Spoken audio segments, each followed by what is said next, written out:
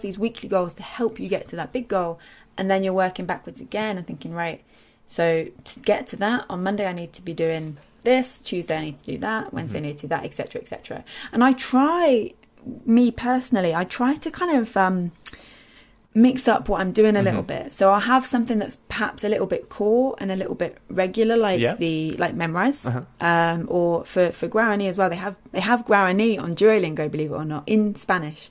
So like through Spanish they have Guarani, which is quite impressive. Okay. So I use that as well, and that's something I can try and do daily. So even if I don't have time to have like my little chunk of regular study, I've got something each day. So something like that. And then in between, like I have then the time blocked out. For me, this is the way it works. It depends on, what your job is and your regular hours of work and stuff. But for me, I have the time blocked out in the morning of like, okay, well, this is the time that I'm going to be learning the language. And what I'm going to do, I'll determine either a week in advance or kind of the day before. I might alter things out a little bit for what I want to do the next day, so that I don't end up just sat there like, okay, open the book, I think I was here, round about this page, okay, let's just, I've done that, and just faffing around. I'm actually know exactly where I'm going and what I want to be doing in that time. So that's the way that I do it. Is I have the little regular habits, then I have a time habit that is almost open time to begin with. And then I kind of fill it in the day or the week before with what I want to be doing to get to that goal by the end of the week. So do you keep like a journal or some kind of tracker of all of this? Yeah, so the planner that I have, there's like a free planner, there's like a paid for planner. Okay. The free planner is kind of, does the job for you. So you write them down and then you have a little box on the end where you can tick like, okay, I've done this, or, I did it, but I want to improve on this and that kind of thing. And then reviewing as well, which is the big thing that we often miss when it comes to goals and planning, is this idea of reviewing, actually looking back at the end of the week, at the end of the month and saying, okay, did I get there? Did I get what I wanted to get done? Yeah. Because if I didn't, then how can I improve? Why didn't I get that done? And kind of asking yourself honestly as well. It's really hard to be honest with yourself, to say like, well, you know what? I was too lazy. I spent too much time scrolling on Facebook. We have to be honest with ourselves and say, how can I not scroll on Facebook anymore? Maybe you enjoy that time scrolling on Facebook, so you need to think about, how can I find pages and like groups to be in on Facebook to follow, so that when I am like end up wasting time scrolling on Facebook, I am actually also doing a bit of language as well, getting in there. So think about how you can incorporate that if it is something that you can't get rid of, like a commute, for example, is really popular. Yeah, I've heard that. You can just easily like learn, plug in a podcast, plug in some kind of audio on your phone. I think that's it, is then taking a chance to step back and review and then do the next week or the next month's worth of goals. Okay. I guess final sort of couple of questions. One of the other major challenge, we talked about structure and how you approach it when you don't know what you don't know. But then I think the other major problem or challenge which a lot of independent learners have is basically sort of discipline and maintaining that motivation. We know a language is a long haul endeavour if you want to reach a decent level, generally. So where people most fall down is because they simply don't. They've planned it out extremely well. They've got these great study habits, and they're making good progress. Do you have any tips for basically keeping going? Yeah, good question. It all sounds very exciting up to this point, doesn't it? Of like, okay, I'm going to make goals, and that's it. It's gonna be my, I'm going to do it. Well, I think the first thing that comes to mind is reward, and it's interesting because we all respond differently to rewards. I read a book recently called Think Small. Okay. It's about goal setting and everything. I can't remember the authors. One of them was called Rory something. We'll look it up. That's all I remember.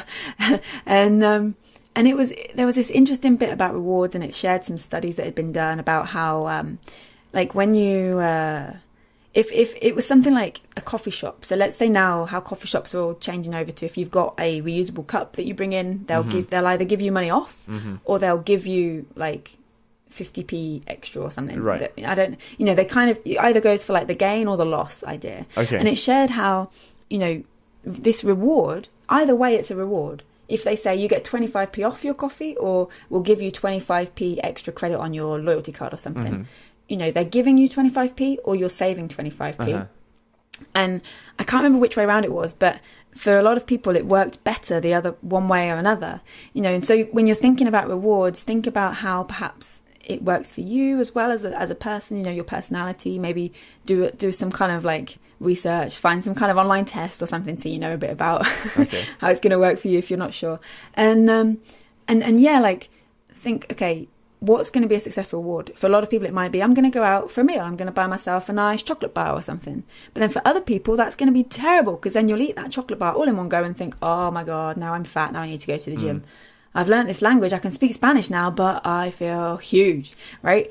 So it's going to be different for everyone. And but do you think you can actually reward yourself? Because every time I've tried to do this, I thought it just feels a bit fake when I can like, okay, I've maintained my habit for 30 days or whatever goal I've set. So now I'm allowed to go and like, you know, eat a chocolate bar or whatever. But I kind of feel like if there's someone, maybe the answer is getting someone else in. But if it's a self-reward, then for me, I don't know, that just feels like, well, that's a bit fake. I don't know. An interesting point. I've never heard it described as fake before, but that's interesting. And you're right. If that doesn't work, that idea of kind of that self-accountability, you know, then definitely bring other people in. And this is something as well that I didn't get the chance to mention actually in the kind of goal setting stage, in terms of accountability, which is a huge help in terms of this motivation side, is that some people are very self-accountable. You know, if they set themselves a goal, they'll do it no matter what.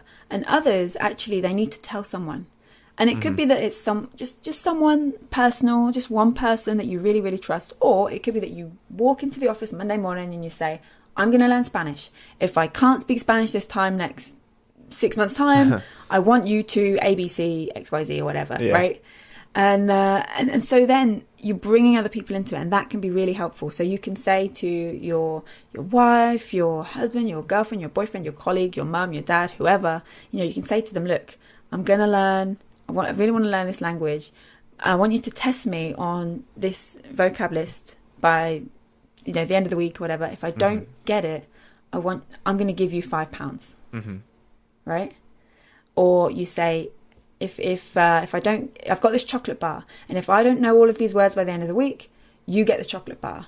But if I do know them, I get the chocolate bar. You know, something like that. I get the sense you like chocolate bars. Not necessarily. I don't know. It's a good example. It's a good, easy kind of chunk thing that you can just transfer. It's a good example. Right. But yeah, like that's a really beneficial way for some people. But equally for others, this idea of like telling people and making it public is terrifying, you know, and actually isn't helpful at all, because then you're just panicking. But yeah, like in your situation, it sounds like that would be useful to actually bring someone else in and to ask them to reward you as well. Yeah, when I think back to my failed French learning endeavour, that was probably the missing part. I didn't tell anyone.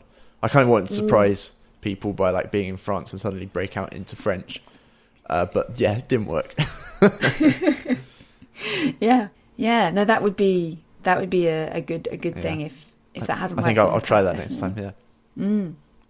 Yeah. So where were we? So rewards, and then bringing people in, and then also like being kind to ourselves as well. It sounds a bit wishy-washy. It sounds a bit like, oh, mindfulness, you know, all very kind of trendy right now. But actually, it's really true. We are our own worst critics. Yeah. Right. The way we talk to ourselves in our head, we would never dream of talking to anyone else in that way. So why do we do it to ourselves, right? So just say if you miss a day of study, if you miss a week, don't beat yourself up about it. Say, okay, I've missed this week, but I can keep going. I'm going to keep going. And then if you're thinking, actually, I've been doing this on my own, maybe that's why I've missed a week, because no one knows, then maybe try and tell someone and try and change things up to make sure that it doesn't happen again, or it happens less again. But don't beat yourself up about it. You know, it happens. We all go through busy times. We all go through times when actually that motivation is in a dip. And it could be that, you know, if you're kind of feeling like, I just don't want to study like this week, it's been a really tough week, don't necessarily force it. Right. Because then you've got this negative association with that language and with learning that language of like, oh, it's a slog, it's a chore. Yeah. You don't want it to be a chore. You want it to be fun and enjoyable.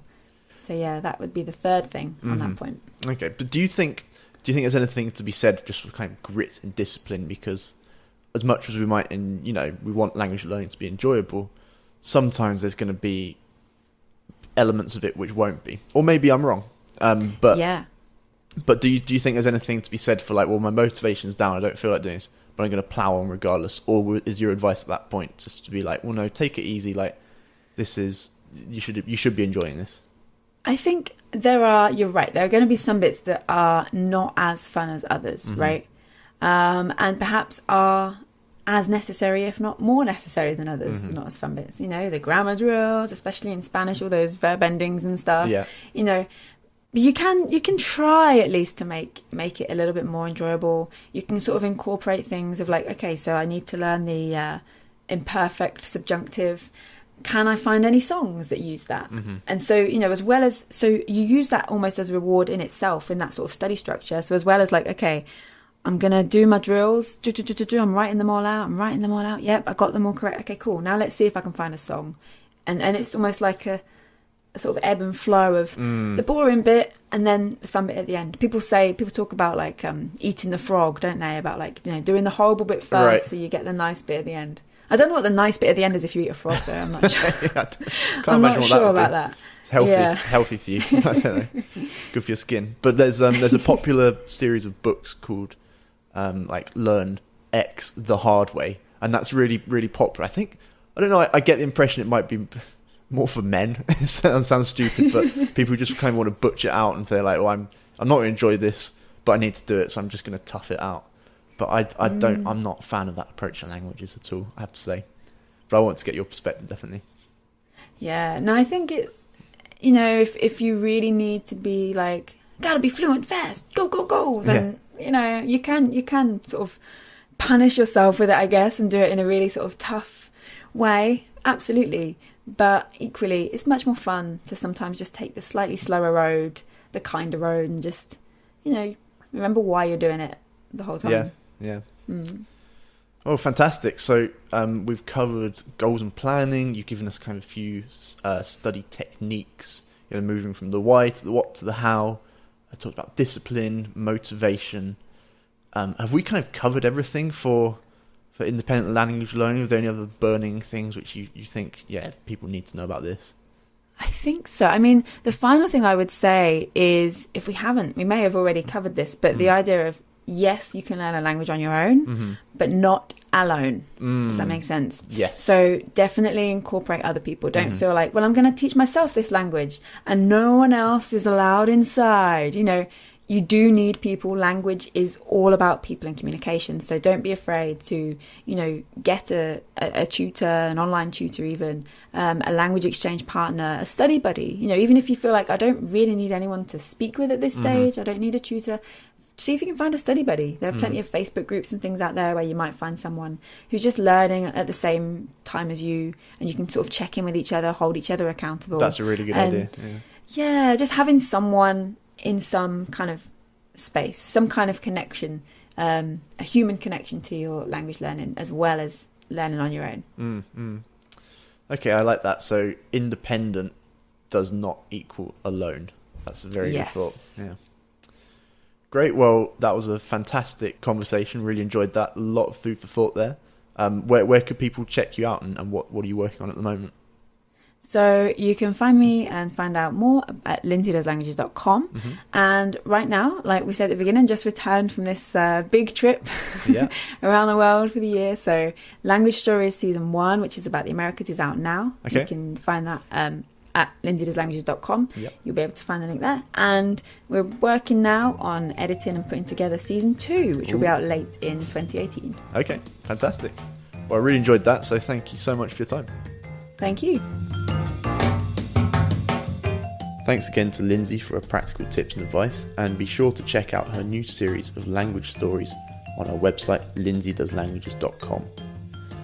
Stay tuned for more episodes as I chat with more language people, polyglots, technologists, teachers and learners, and uncover the strategies they've used successfully to learn languages. If you've enjoyed this podcast, then please leave us a review. This will help us to reach more people and bring you more content.